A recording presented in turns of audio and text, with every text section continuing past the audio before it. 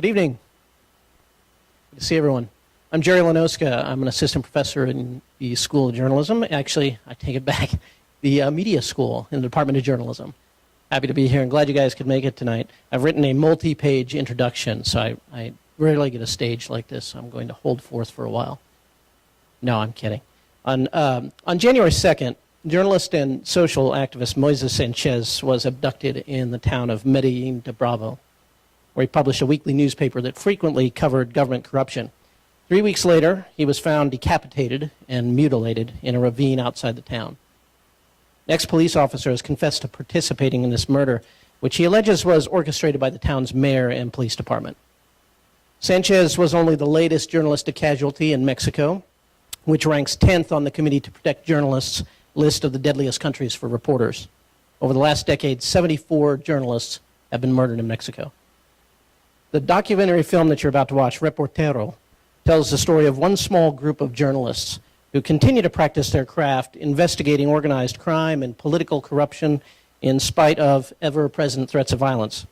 We're privileged tonight to have Bernardo Ruiz, who wrote and directed the film, here to take questions about his work afterward. Attempts to control or silence the press and society, of course, are not all that new.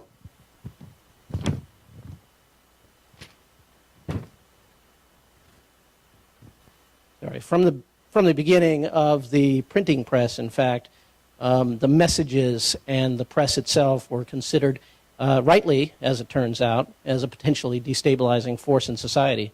For a long time, you had to have a license to operate a printing press, and that license could be given and it could also be taken away. Frequently, it was taken away when publishers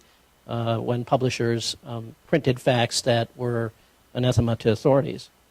So in the United States, we have a history of press subjugation of our own by both institutions and individuals. These range from the sedition trials in the early republic to the shooting of abolition editor Elijah Lovejoy in 1837 by a pro-slavery mob that had also burned his printing presses 3 times before that, to the 1976 car bombing death of Don Bowles, Arizona Republic reporter who was in the midst of an investigation into organized crime.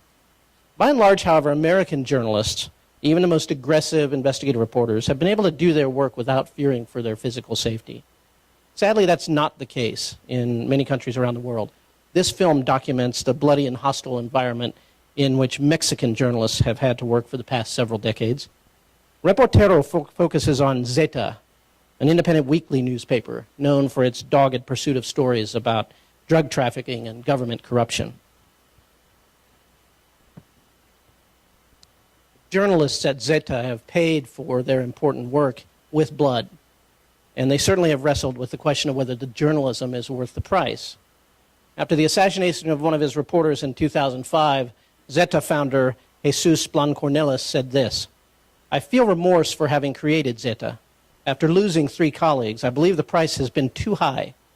I would have liked to retire a long time ago, but I cannot allow drug traffickers to think that they were able to crush Zeta's spirit and our readers to believe that we are afraid."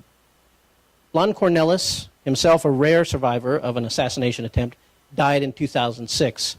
But Zeta and its journalists and other journalists at other news organizations in Mexico continue.